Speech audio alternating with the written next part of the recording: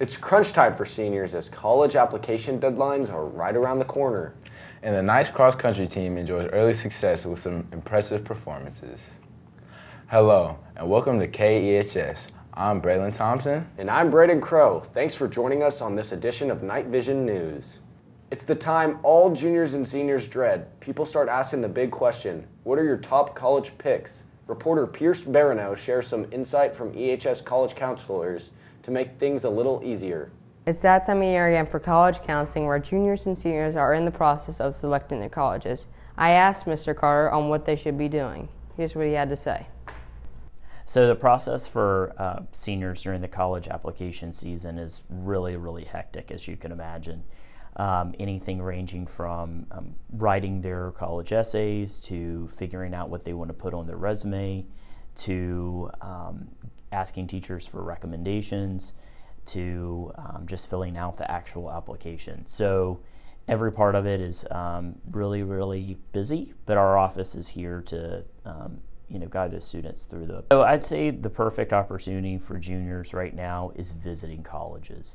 I think that's the best thing you can do at this point because it gives you an idea of maybe what you want to see in a school, whether it be a large public university or a small private liberal arts college.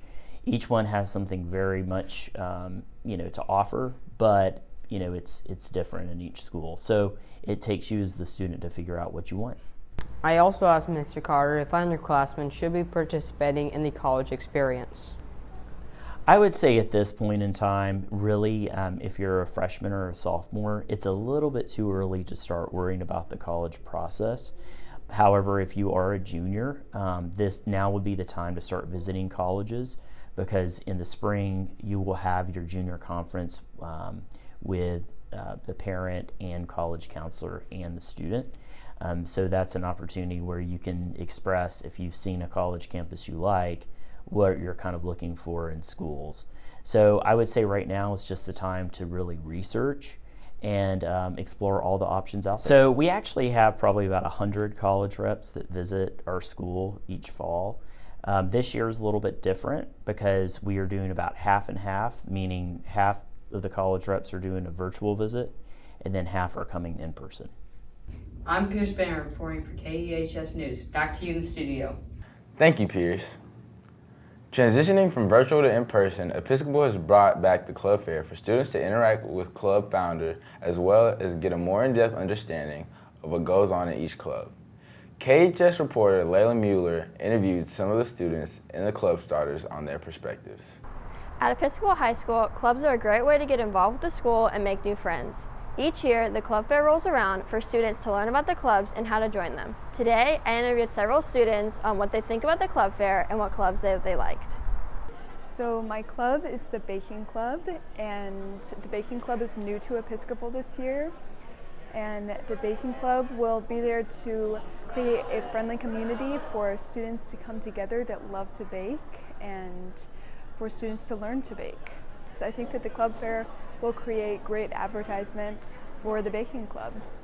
I enjoyed my club that I was in because it was fun and I got to meet new people. I joined it because I saw it at the club fair and my friends mentioned it. So I recently started the book club with one of my friends because we both really like to read and we thought it'd be fun to get a group of students that also really like to read so we can all have well, what we're going to do is we're going to have one book every other month and then we're going to come together and discuss it. And I think it'll be really fun because we can all relate to the same thing and just talk about the book and our thoughts and our opinions because that's always fun. It's after you watch a movie, you want to talk about it. So now we're doing it with books. We're so excited for all the new and renewed clubs for this school year. My name is Layla Mueller reporting for KEHS News. Back to you in the studio. Thank you, Layla, for that insightful report. We're excited to see the returning clubs as well as the new organizations students have to choose from. And when we return, construction continues on the EHS campus. After a long-awaited period without the hotspot of campus, the cafe is finally back up and running. Whether you want a cinnamon roll, a muffin, a smoothie, or lemonade, they have it all. They're even offering chai tea lattes, new flavors of smoothies such as Nutella and Oreo, and new shaken lemonades. Make sure to stop by the cafe on the way to class. You won't regret it. Construction for the new guard post by the Fornes entrance is expected to be finished soon. This is one of a number of campus rebuilds as EHS improves its facilities. Here's Jack McKinney for the story. We asked facilities manager, Mr. Buckaloo, when the new guard post would be finished. The Fornes entrance is in the area of this semester, so completion should be around this semester. We also asked Mr. Buckaloo the reason behind the new guard post. Biggest idea behind the guard shack being relocated at the Fornes entrance was to take away the turnaround that was originally in, which starts a buildup of traffic. It shouldn't be long for the much needed new guard post to be finished. For KEHS News, I'm Jack McKinney. A new and improved campus feature, KEHS will stay on top of that story and provide you with further updates as they develop. Coming up next, a personal look at the group that makes up this year's Gong Squad.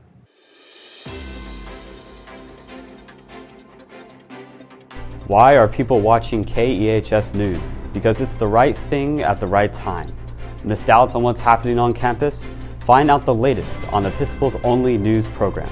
You'll get more video coverage, more in-depth reports, more pillar news, and always to the point. The right news at the right time. You're watching KEHS News.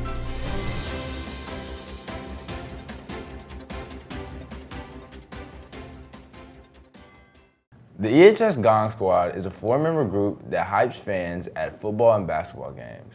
These seniors define school spirit. My co-anchor, Braden Crow, brings us the story.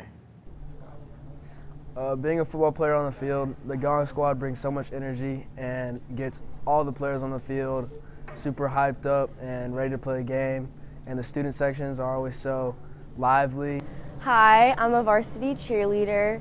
What I think of the Gong Squad is that their energy is it's unmatched. They just get the crowd so hyped up. And I feel like each year it's just gotten better and better. Okay, Gong Squad's a great opportunity to bring spirit to the school, show up for the football games, basketball games, sports events, make the games fun for everybody, bring spirit to the school, dress up, get loud.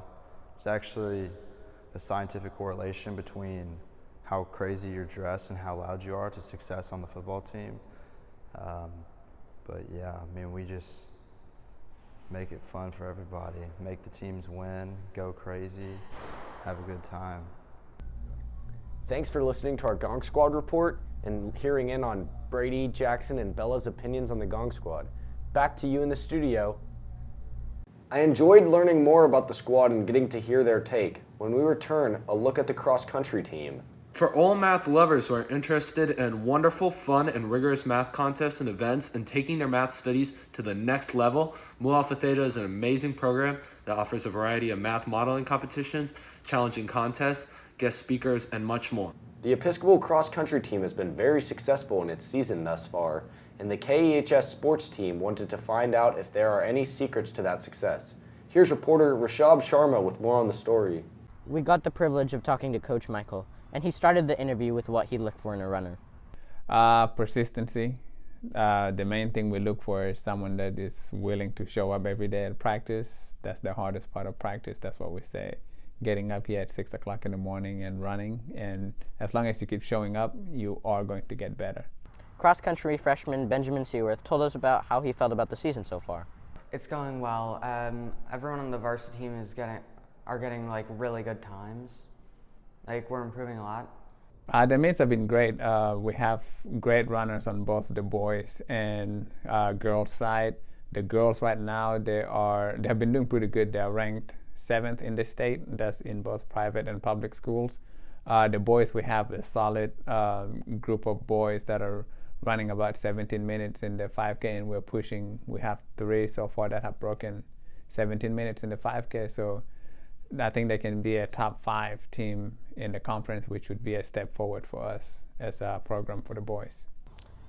Cross country has been up and running this season and very successful, and we're very hopeful for what the rest of the season looks like. I'm Rishabh Sharma for KEHS News. Back to you in the studio. I think it's fair to say that the SBC needs to watch out for the Knights this year. Well, that's all we have this week on Night Vision News. I'm Braylon Thompson. And I'm Braden Crow. From all of us at KEHS News, thank you for joining us. And Go Knights!